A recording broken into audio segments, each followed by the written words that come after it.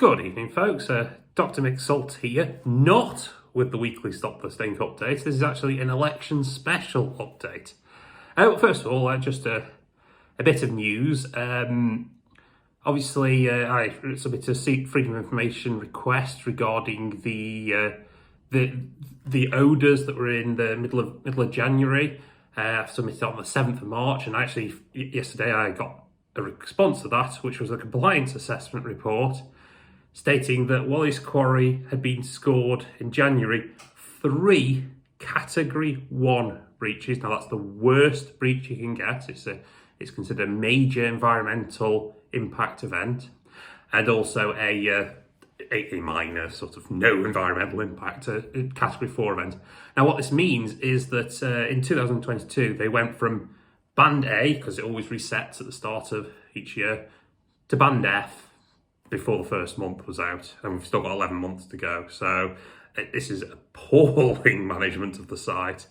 And yes, the Environment Agency, they have said in the compliance assessment report that they will be taking further enforcement action, and I can't see anything short of suspending the permit being acceptable. I'm grateful to Erin Belt for writing to Sir James Bevan, sort of repeating what I've just said here, in actually quite more stern words. But yes, this is that's the news. This is the election special. The nominees are now known. If you go to the Newcastle Borough Council election page, you can see, and there are 3 people who've never stood before. If you are in Silverdale, you will see Tom Curry. In Nutton, you will see Becky Curry. And in Thistlebury, you'll see Graham Eagles, who of course was the co-founder of the original Stop the Stink with Steve Meakin. And these are your Stop the Stink candidates. And I am actually going to throw away my political impartiality and say, if you're in those three areas, please vote for your Stop the Stink candidates. And anywhere else, if you're not in those areas, you can either offer your services to the Stop the Stink candidates, leaflet drops, things like that, or sharing on social media.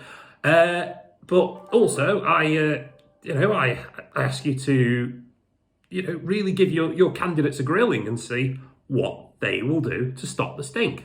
I mean, local councils have very limited ability, but it's that sort of trickle up effect that if you see that at a local level people are not happy, then you're going to see your sort of Rebecca Powers, your Joe Churchills, and your George Eustaces starting to take notice, because of course a general election is not far away.